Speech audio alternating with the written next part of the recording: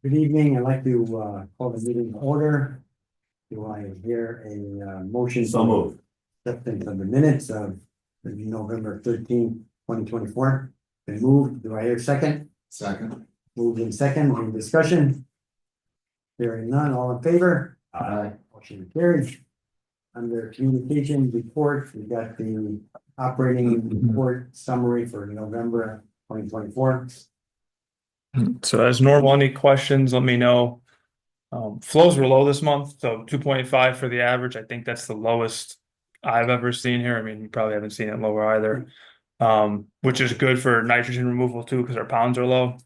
BOD was 98.8% removal. TSS was 99.1. Effluent ammonia was 0.17. And kind of fitting, I guess, the total nitrogen was the highest we ever had here. It was in a good way. Removal was the highest, so almost 91%. We were 86 pounds under the permit. Total phosphorus was, we don't have the permit through April 1st, so we only do April 1st to October 31st. So phos and E. coli is not applicable. We averaged 20% for biosolids. Any questions on that so far? Well, those flows might catch up tomorrow, Mark. I know we were talking about that. It's like, so we're, Did you see anything increase yet? it's gone up a little A bit, little not, bit. not what you'd expect. Nothing had. No. Yeah, we got about a heavy downpour this afternoon. Yeah. Yeah, for a little bit, yeah. We were more nervous about wind, and I don't want to jinx us, but I don't think we've We're gotten, talking 40, 50 miles. that's what we were concerned about, but we haven't seen any. Pump stations, Yukon Pump Station, continue to communicate with NIC for preliminary upgrade plan for the INC, which is VFDs and everything out there. Harlan Road, we completed the roof and brush trimming around the property line. We're probably gonna plant some arborvitaes in the spring there. The ones that, the pine trees that were there, I think they were arborvitaes, right? I believe so. They had poison ivy and everything, and then even the neighbors hated them, so took them down. We'll plant something nice there. This was, these are some pictures of the roof. So you could see it was, even some of the moisture had gotten through the plywood, so we replaced a lot of it.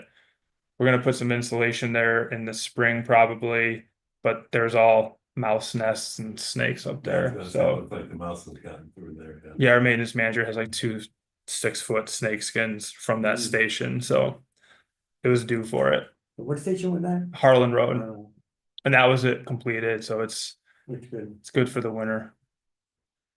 Should be good for 20 years, actually. Tungsys responded to a high and low current alarms. After resetting, it was cycled and ran normally without incident. Centerbrook, Patrick, and West Farms, we installed new generator batteries. It's just part of the preventative maintenance. Pump station and collection systems, we jetted Garden Street, finished Garden Street, Main Street, and Naples Plaza early morning. Naples, we always try to do before the holidays because all the grease from that plaza builds up and then it goes to the Shell station and comes out. So we try to stay on top of it. You have anything on that or? Nope. No. Not a fun one if the grease comes out there. There's a little bit of grease in there, but. Yeah. Month of November, we assisted highway cleaning and vacuuming storm drain. November 1st, the electrician operators helped lay conduit for the splash pad. That's a work in progress. Keep working on it probably during the winter. And we're going to help with the MOVs for the valve chamber, which are the motor operated valves similar to the ones we have here. We cambered a sewer line outside a new building complex in South Road. They had a call before you dig, but I think it was for the pole itself. So we were worried that it actually hit the sewer line. We cambered it. It did not hit anything. And we kind of determined that leaving it was probably better than pulling it and putting another one in if they're going to damage anything. Continue work on generator maintenance for the pump stations, which was the batteries I mentioned. We removed some trees which were cut on the Eversource right away, right out here in the front, and continuing to inspect right of ways when we have time. Repairs and maintenance at the plant. Both 2,500 gallon pack tanks were cleaned out. So these we typically try to do every 2 to 3 years. It really, if you're using more pack, you probably don't have to do it as much because they're constantly being emptied. But we literally had the pack in there sitting for 2 years because we haven't used any chemical because the hybrid tank's been working well. So it's all cleaned out. Matt actually did a very good job on it. So it's good for another delivery in the spring, and hopefully that will sit for 2 years too. All 6 dissolved oxygen probes were cleaned and reinstalled, and we just put caps on those as well.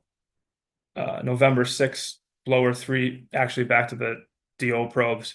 Hawk was charging almost $7,800 to do the caps, and we do them in what, hour? So it was substantial savings, and we bought the caps for about 3,000. So it was like $4,000 for an hour labor. So we decided to take that off the contract, and we do it annually. November 6th, blower 3 faulted on low pressure. It was reset. It ran fine after that. We kind of chase a couple of these things, and it's just there's so many different. Oh, that was wind. I was gonna say, I don't know if it was wind or the ductwork. I think when they're rotating, it goes to kick on. One relay for the oil switch is talking to the VFD. The VFD is talking to SCADA, and I think somewhere along the line something just gets confused, and we just reset it, and it works fine. So we haven't really chased that fault too far. November 13th, primary effluent channel was vacuumed and cleaned out. We're trying to stay on top of that for odors, and we added sprayers to reduce floatable solids on top. November 15th, change the oil on the 250. And the 2009 250 is also in the shop now for an exhaust like on the manifold, and they have a suspension on that too, I think. It was a front body. Okay. November 16th, grip 2 failed on torque overload. It was reset and ran without incident. Occasionally, if you get something in there, just trips it. We'll just reset it and it'll run fine. November 27th, maintenance and operations changed the scroll compressor valve in the transfer building, and we ordered a new valve and solenoid as to have for critical spares. Ford's still under warranty, right? The 2009. No, I was gonna say our new one is no. That one we're probably gonna It's get only a 15 years old. Come on. got 170, I think, on it. Yeah. But for plowing around the plant, I mean, it That's all works. you need, yeah. Should be good for another couple of years. Yeah, if you get a new guy that hits a manhole cover or a curb, it's like do it in that one and not the new one. So, where was I? Oh, for the nitrogen permit, already stated we were under 86 pounds. Like I said, that's a record here. The flows did help, but we had a very low nitrogen here in November. We were running really low. We weren't even adding any micro C for food. So see if we can continue that. It's coming up a little bit now, but we can tweak it a bit. And then that's it. We had OSHA bloodborne pathogen training and crane hoist the other month, and that should be it for the report. Any questions? Anything that lifting the property with sewer permits, which is November. So Lay Hardin Way, that's the new one. Sewer connection fee was paid on November 5th. Colt Highway disconnection of existing service. And Plainville Avenue, $613.80 sewer connection fee paid on September 30th. Any new business? Well, I have any unfinished business. Any other business? You ever thought about what we're doing? Yeah, what we're doing.